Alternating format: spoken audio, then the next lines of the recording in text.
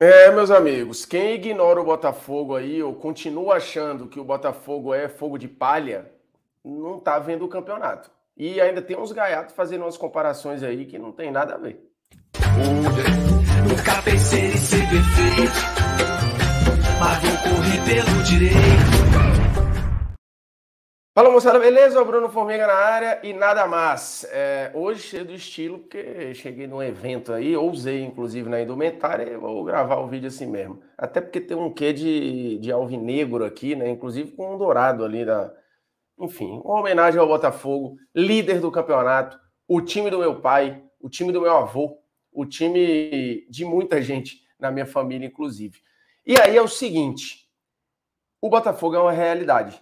Quem está ignorando ou segue duvidando do que faz o Botafogo no Brasileirão 2023 está vendo pouco jogo ou está brigando com a imagem, porque essa classificação aqui não é uma classificação qualquer. O Botafogo segue na liderança do campeonato, abrindo 10 pontos em relação ao Flamengo, um time que tem 12 vitórias no campeonato, nenhum empate e só 2 derrotas. Eu vou mostrar o desenho dessas vitórias do Botafogo e a gente vai se deparar com um cenário em que o Botafogo venceu, e muitas vezes fora de casa, quase todos os ditos favoritos ou candidatos a título lá atrás. E ganhou, muitas vezes, jogando bem, com uma solidez enorme. No caso do jogo contra o Grêmio, poucas equipes fizeram tanto o Botafogo sofrer quanto o Grêmio. O Grêmio fez um grande jogo. Durante 70 dos 90 minutos, o Grêmio, eu diria, foi até melhor que o Botafogo. Mas o Botafogo é um time muito seguro, é um time muito sólido, que normalmente nem dá tantos espaços quanto deu para o Grêmio. E aí você vê o Lucas Perry fazendo defesas absurdas, é o melhor goleiro do Campeonato Brasileiro. Eu acho e continuarei achando que o melhor goleiro em atividade no Brasil é o Everton, mas o campeonato do Perry é maravilhoso. E ter um grande goleiro faz parte de você ter um grande time.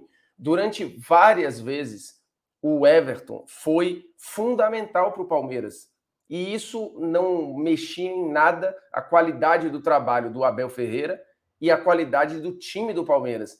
Ter um grande goleiro faz parte de você ter um grande time. Então, o goleiro está ali para, quando todas as barreiras forem transpostas, ele está ali para ser a última defesa.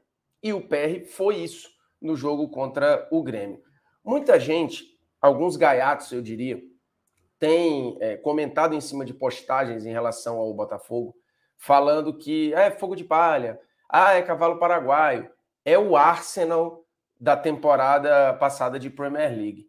E aí eu fico pensando, será que essa galera está querendo de fato fazer uma crítica ao Botafogo? Porque há um detalhe, um grande detalhe, eu diria. O Botafogo pode até ser o Arsenal, e eu acho isso um elogio, porque o Arsenal foi um timaço durante toda a temporada passada.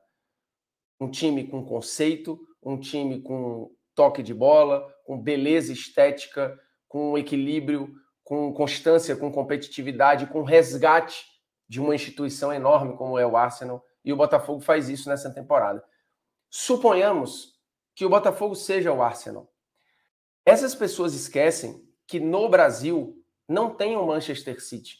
E o Arsenal da temporada passada só não foi campeão porque quem estava no seu encalço é o City, que cresceu na hora que precisava crescer e é um time que falha muito pouco.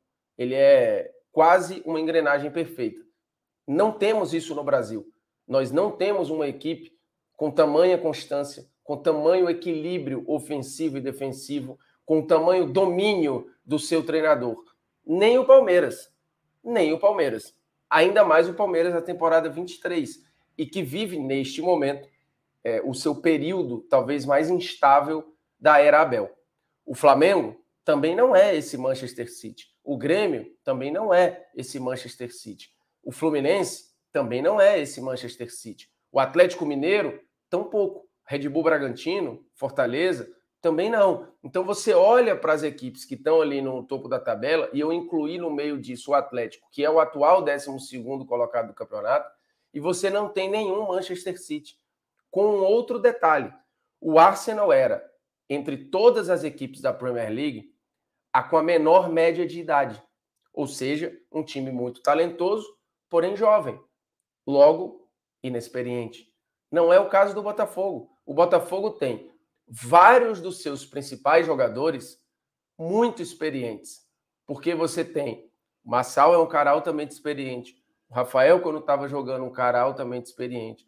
O Cuesta é um jogador altamente experiente. O Tietê é um jogador altamente experiente. O Tiquinho é um jogador altamente experiente. Então, diferentemente do Arsenal, que era entre todas as equipes aquela com a média mais baixa de idade, o Botafogo não é esta equipe. Então, quando se fala dessa comparação, tentando fazer uma gaiatice, né, de que Botafogo vai entregar o campeonato, não é isso que o campo fala, não é isso que o campo mostra.